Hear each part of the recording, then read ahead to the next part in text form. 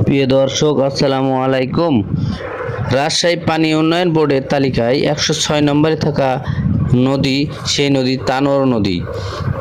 এই তানোর নদীকে অনেকে ডাকেন শিব নদী বলে, অনেকে ডাকে নীলকুমারী নদী বলে। তানোর নদীর সৃষ্টি আনুমানিক 5000 থেকে 6000 বছর পূর্বে অনেকে মনে করেন। বড় ধরনের ভূমিকম্পের ফলে এই নদীর সৃষ্টি। উৎপত্তিস্থল আত্রাই নদীর কাছাকাছি কোনো এক জায়গায়। তানোর উপজেলার নীলকুমারী বা তানোর নদী আয়তন প্রায় 71 থেকে প্রায় 120 কিলোমিটার দীর্ঘ লম্বা এবং এর গড় প্রস্থ প্রায় 37 মিটার অথবা কোথাও 5 কিলোমিটার প্রস্থে সর্বোচ্চ, আবার কোথাও হাফ কিলোমিটার এরও কম।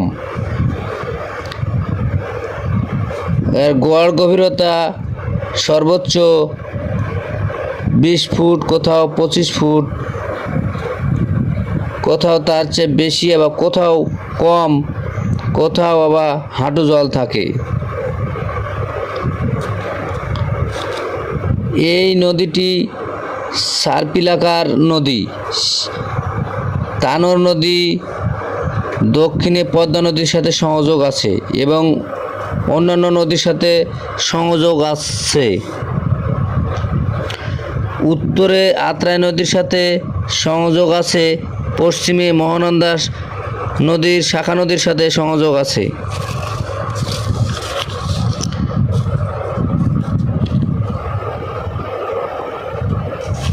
এবং বাংলাদেশের চলন বিলের সাথে এই নদীর সংযোগ আছে।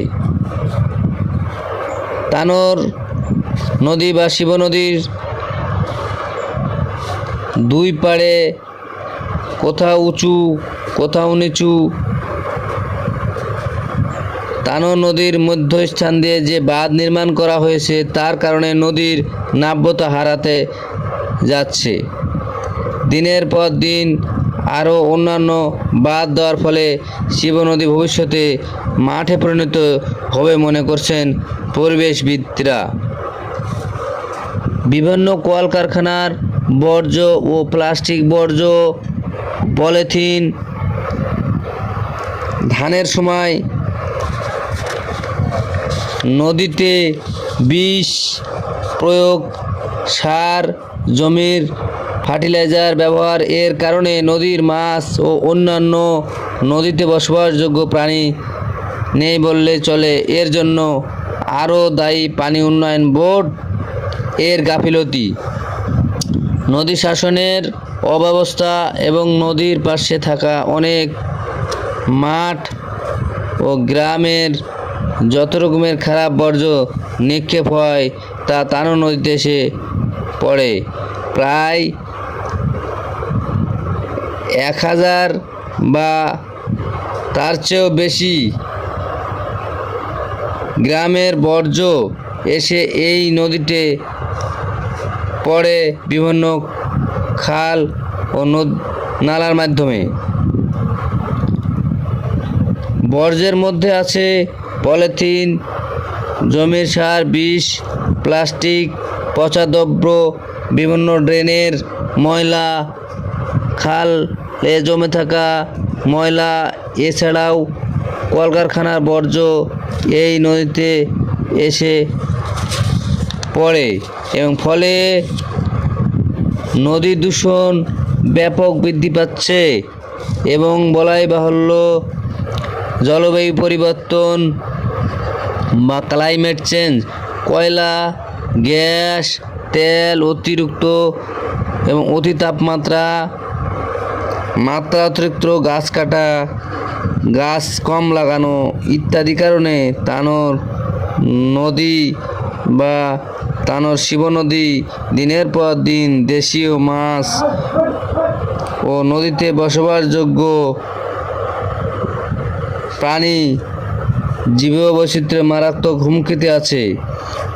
নদীটি এবং নদীর দেশীয় যে মাছ ও পাখি আর দেখা যাচ্ছে না। এই নদীতে একসময় অতীতে বড় বড় নৌকা, লঞ্চ, স্টিমার, মেশিন চালিত নৌকা চলতো। বর্তমানে এখন আর দেখা যায় না। দিনের পর দিন নদীতে শাসন ব্যবস্থা না থাকায় নদী ভরাট হতে যাচ্ছে, নদীর নাব্যতা হারাচ্ছে। এই নদীতে বছরে একবার ধানের ফলন হয় এবং পুরো বিল বা এই নদী সবুজে ভরে যায় এবং বর্ষার সময় ফুলে ফেঁপে উঠে নদীর ঢেউ দুপারে আছড়ে পড়ে এবং পানি বৃদ্ধির ফলে ভয়ঙ্কর রূপ ধারণ করে এই তানোর নদী। এই তানোর নদী পুরো অংশটাই আছে তানোরের মধ্যে, হালকা কিছু অংশ আছে মোহনপুরের মধ্যে, তবে এর সাথে সংযোগ আছে পবা, মান্দা, নিয়ামতপুর উপজেলার কৃষকেরাও জড়িত, ধান চাষ করেন এবং অন্যান্য কৃষিজাতীয় কৃষকেরা কৃষিকাজে লিপ্ত থাকেন। এবং তানোর থানা এবং তানোর উপজেলাবাসীর প্রাণের কেন্দ্র তানোর নদী। অর্থনৈতিকভাবে বাংলাদেশের অনেক অবদান রাখে এই নদী। বলাই বাহুল্য, তানোর নদীর সাথে জড়িত আছে হাজার হাজার কৃষক, হাজার হাজার জেলেরা নিত্যদিন জীবিকা নির্বাহ করে আল্লাহর রহমতে দিন কাটান এবং কৃষকরা কৃষিকাজ করেন। তানোর নদীর মাঝে একটি ব্রিজ নির্মাণ হয়েছে, ফলে আর তেমন নৌকা চলাচল করে না। শুধুমাত্র জেলেদের কাজে কিছু নৌকা দেখা যায়, তা মাছ ধরার জন্য ব্যবহার করা হয়। পূর্বে একসময় তানোর বা শিব নদীর উপর দিয়ে ব্যবসা বাণিজ্য, মালামাল পারাপার ও নৌ পরিবহনে মানুষ যাতায়াতের জন্য বিভিন্ন পণ্য বিভিন্ন জায়গায় আসা যাওয়া হতো, কিন্তু এখন আর দেখা যায় না।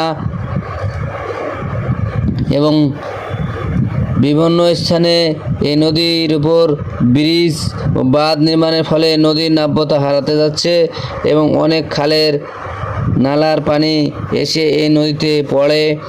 তানোর নদীর পানি আগে খাওয়া যেত, রান্না করা যেত, গোসল করাও যেত, ব্যবহার হতো বিভিন্ন কাজে। এখন আর খাওয়া যায় না।